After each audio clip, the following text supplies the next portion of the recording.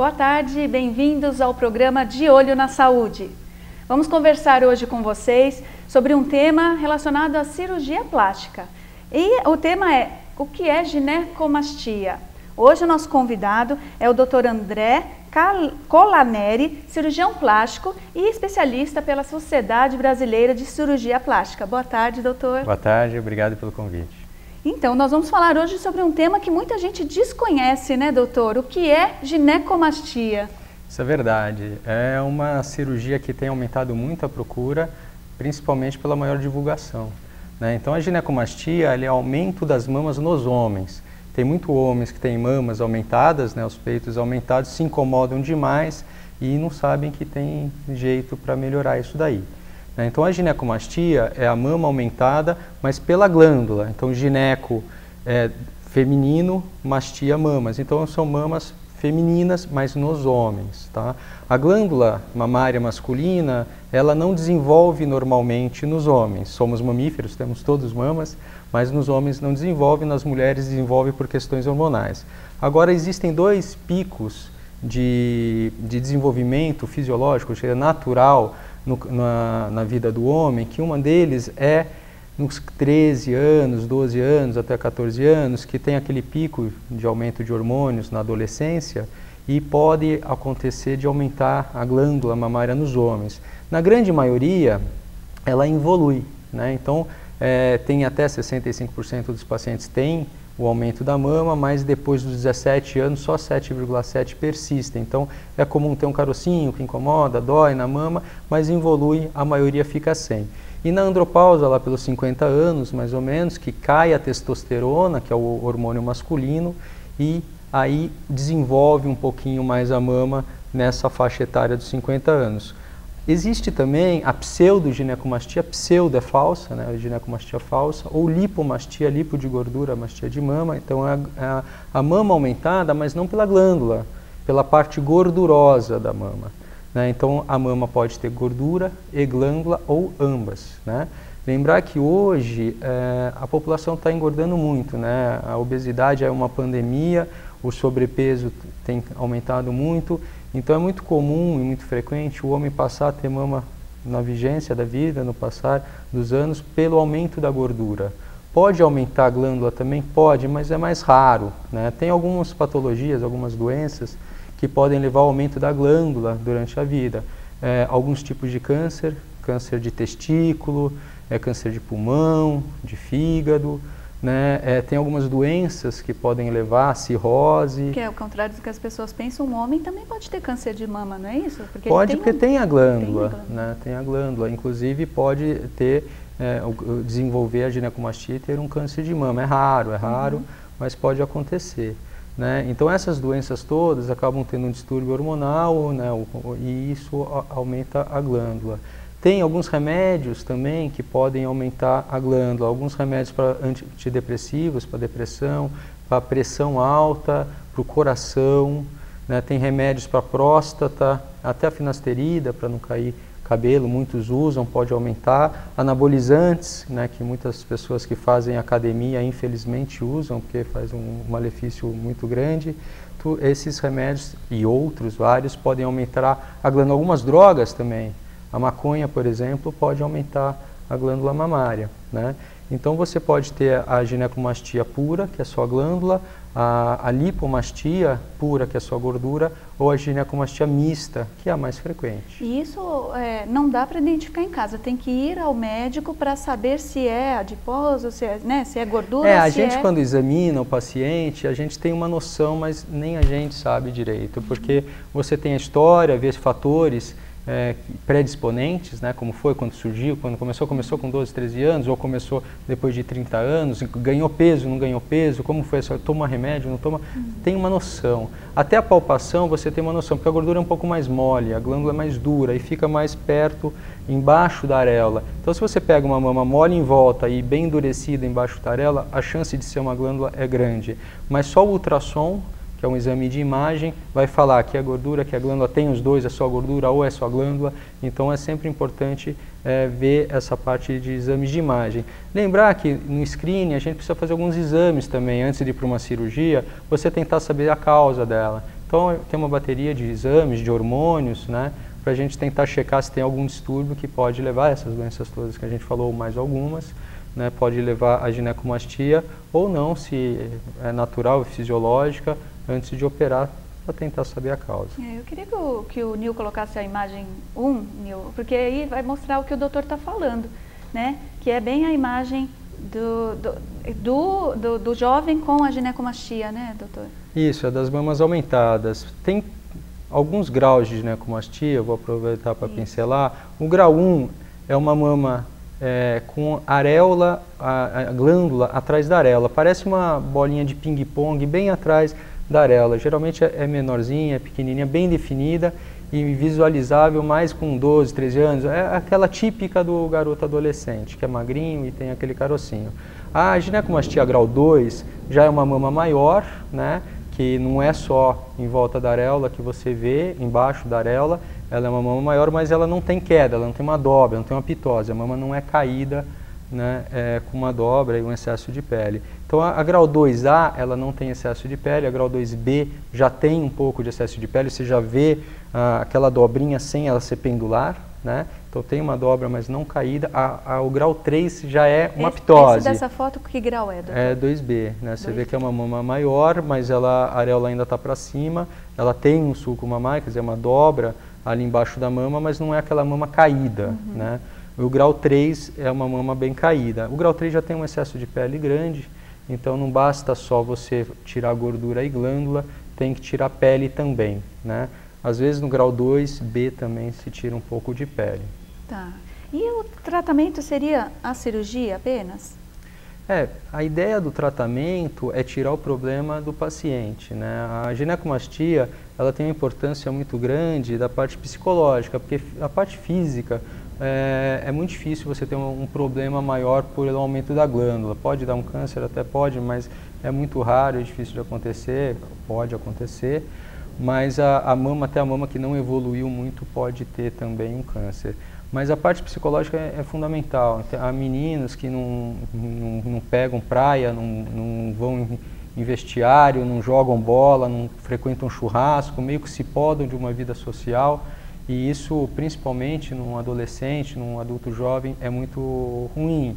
Outros têm dificuldade de se relacionar, sair com namorada, tudo, porque tem vergonha de tirar a blusa.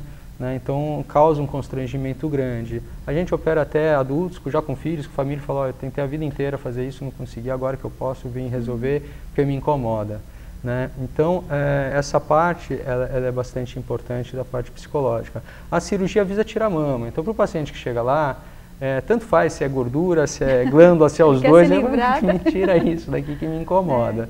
Né? Então a gordura ela é retirada pela lipoaspiração. Então, se for só a gordura, pseudoginecomastia ou lipomastia, você faz uma lipoaspiração e resolve o caso. Se é uma glândula, a lipo não tira a glândula. A vibrolipoaspiração que eu costumo fazer, que é uma maquininha que ela vai vibrando, então ela tira a gordura e ela tira um pouco de glândula também. Mas não a parte central da glândula, que é mais densa, ela consegue tirar um pouco da periferia e fica o núcleo da glândula. Aí você vai precisar tirar a glândula por cirurgia, que tem até os desenhos que a gente pode dar uma olhadinha nisso. Mostrando essa questão da lipoaspiração. Isso. O primeiro desenho é da lipoaspiração que se faz, né, para tentar reduzir a gordura e até reduzir um pouco a glândula e deixar a glândula mais separada, para ser mais fácil de você retirar. Aí depois se faz aquela incisão em volta da areola, na parte inferior, levanta a tampinha e se retira a glândula cortando.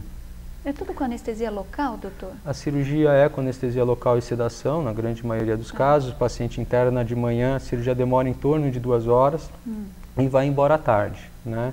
Então não costuma ter muita dor, não leve desconforto. A grande maioria opera sexta-feira, né, e vai trabalhar segunda-feira. Fica sexta, sábado e domingo em repouso e vai trabalhar segunda-feira. Logo depois, sem grandes problemas. Tem que usar uma cinta, né, um tipo de um colete para segurar a pele, para grudar, que a pele está totalmente solta, né, e evitar esforços físicos, esportes, até mais ou menos 1 mês e meio, que é o tempo de usar o colete, na média, para que a pele grude. Né. Então, dessa forma, você tira a gordura, você tira a glândula e, em alguns casos que tem um excesso de pele, precisa tirar um pouquinho de pele para que a pele não fique muito flácida. Tá. Doutor, e a cirurgia em si? Porque aí o senhor explicou um pouquinho da lipoaspiração, que aí, retirando a gordura, ele já sana o problema, né?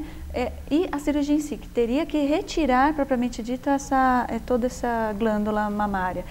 Tem uma foto que também o senhor trouxe dessa então, prática? a cirurgia para tirar a glândula é aquele desenho primeiro que tem em volta da areola, que ali é pela incisão que você vai abordar, isso ali, e depois no próximo desenho tirando a glândula, aí tem que cortar a glândula, porque quando o núcleo dela é muito denso, você retira toda a glândula e fica sem ela. Então, a grande vantagem da lipoaspiração, além de tirar a gordura, né, você consegue diminuir o tamanho da glândula. Porque quando você corta nervo, veia, então altera a sensibilidade, aumenta o risco de sangramento, né? Então, quando você consegue fazer um buraco menor, digamos assim, porque a glândula ficou menor, a recuperação é melhor, a segurança é melhor, o trauma é menor e a recuperação menos dolorosa, com certeza. É uma cirurgia simples dentro do rol de cirurgias plásticas, né, com anestesia local e alta no mesmo dia. A grande maioria a gente faz uma sedação associada para o paciente dormir, né, e não passar estresse,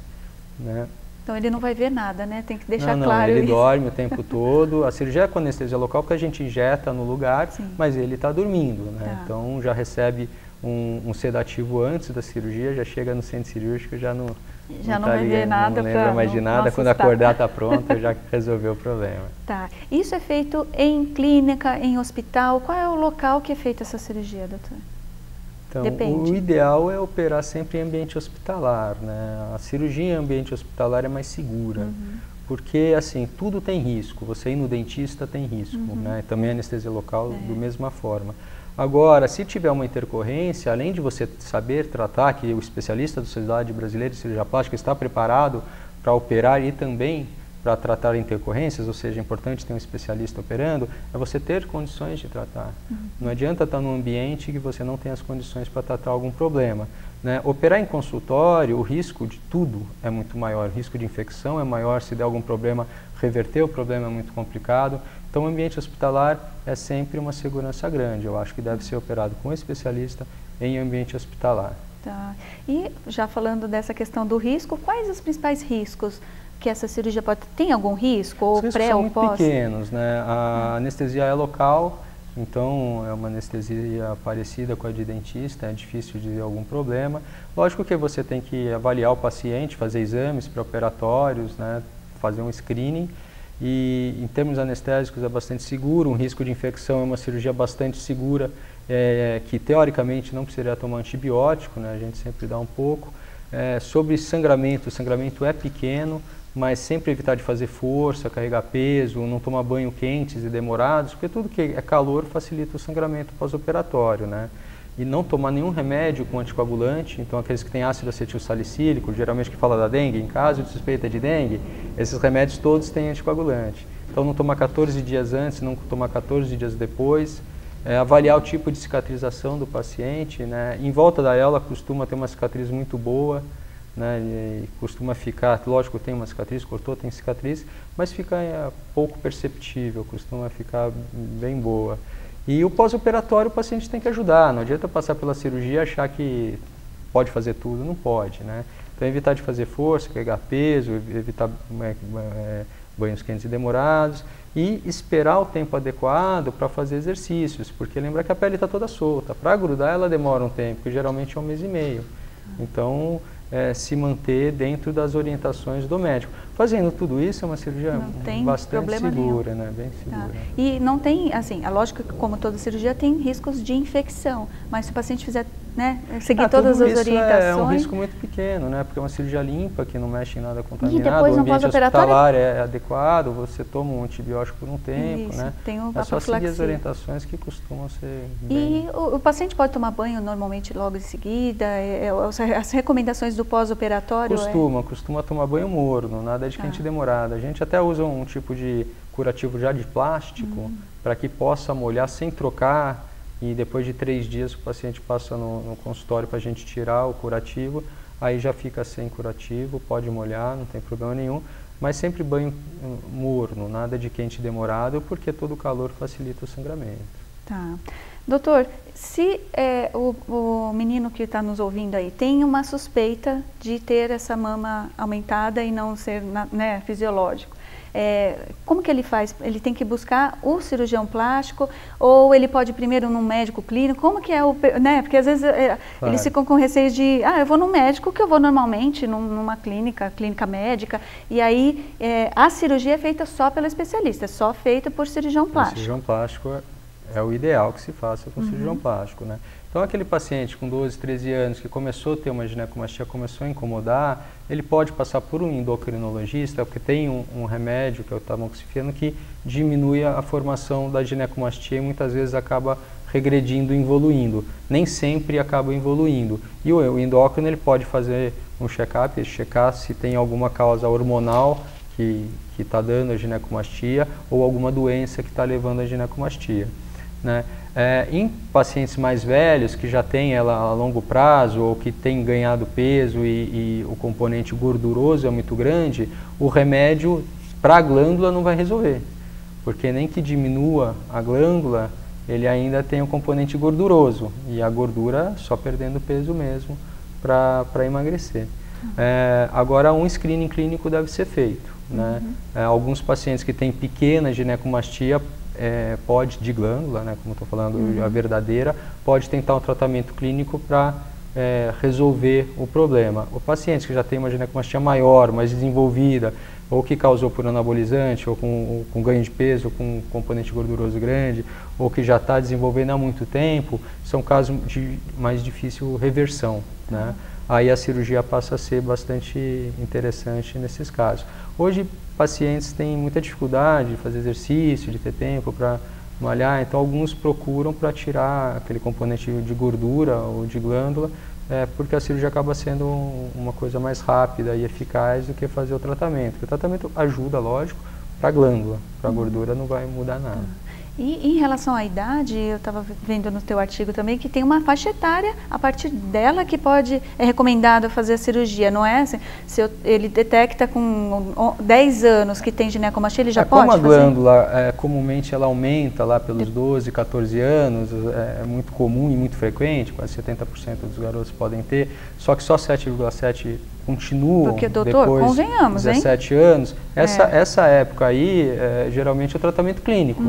Né? E outra coisa, o garotão lá, o adolescente, ele está com o metabolismo à flor da pele, então é fácil perder peso também. Nem que ele tenha um componente gorduroso aumentado, põe o moleque para jogar bola. A chance de resolver a parte de gordura e de medicamento é muito grande.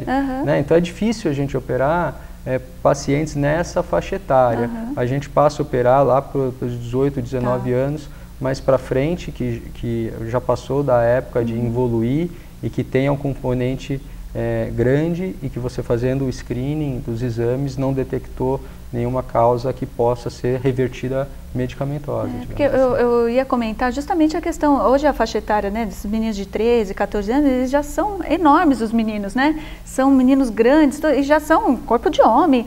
E aí você fala assim, nossa, só pode fazer depois de uma certa faixa etária. Com 13 anos os garotos ainda estão mas a questão é hormonal, mais rápido, né? Mas eles ainda não estão tão desenvolvidos quanto as mulheres. As mulheres desenvolvem um pouco antes. Então, a menina de 15 anos hoje tem corpo de mulher. Os garotos de 15 ainda estão crescendo, né? Então, ainda está numa transição, né? Então, é esperar um pouco. Agora, tem casos de exceção, né? Então, às vezes você pega um garoto de 15, 16 anos que tem uma mama realmente grande, de glândula, de ginecomastia ou até de gordura, mas que incomoda demais, que dá um distúrbio psicológico enorme, aí você pode operar falando para a família, sempre com a família junto, então menor de idade, abaixo de 18 anos, tem que ter o familiar, é o responsável na consulta, não é só operar e ele assinar, não, tem que estar na consulta para conversar, saber como é a cirurgia, e você vê que ele também está apoiando, isso é muito importante, e eles entenderem que você pode fazer a cirurgia, mas que pode crescer um pouquinho depois, porque ele ainda está em desenvolvimento, né? Quando você tira a glândula, você não tira 100% da glândula. Você tem que deixar mais ou menos 1 centímetro abaixo da areola, primeiro para ela não afundar, senão ela fica deprimida, fica feio, né? Tem que deixar um coxinho ali embaixo, parecido com o coxinho da gordura que vai ficar em volta, para ficar tudo no mesmo plano, né? Não ficar afundado. E também, se você tirar muito na casquinha da arela, pode morrer a arela, dar uma necrose por falta de sangue, tem que chegar sangue de algum lugar. Né? Então, sempre se deixa 1 centímetro mais ou menos. Esse 1 centímetro, se tiver com muitos hormônios desenvolvendo, ele pode voltar a aumentar. Ou se você der um estímulo nele, usar droga, maconha, anabolizante, alguns remédios. Então, depois mesmo aquilo pode voltar a crescer um pouquinho com o tempo. Não é comum, né? Mas pode acontecer. A Roberta Paiva, obrigada por sua participação, Roberta. Ela está perguntando se a ginecomastia pode causar o câncer. Se o fato de ter, né, ginecomastia pode causar o câncer. A ginecomastia é uma glândula mamária aumentada. Como toda glândula mamária pode ter um câncer, mas ela não vai aumentar muito o risco de você ter um câncer, não. Tem associação por ser uma glândula mamária, né? Mas não tenho ginecomastia, estou com um risco muito grande de ter câncer, não. Tenho algumas mães preocupadas aí que estão perguntando se essa cirurgia, a gente até respondeu, a Renata aqui de São Paulo, se a criança pode fazer, né, se essa cirurgia pode ser feita em criança.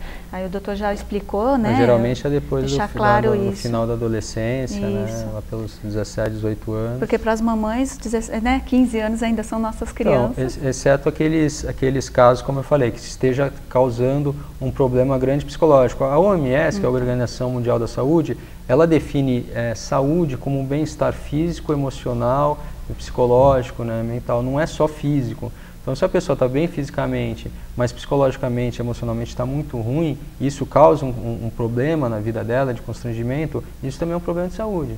Né? Então, se a gente vê que o garoto lá não está se relacionando, não sai, não aproveita, não joga bola, não vai, fica todo recatado e causa um constrangimento no convívio social dele, você faz uma cirurgia simples, você resolve tudo isso, passa a se relacionar mais, aproveitar mais a vida, jogar bola, até ir melhor na escola, né? Então tem essa parte que é muito importante na cirurgia plástica.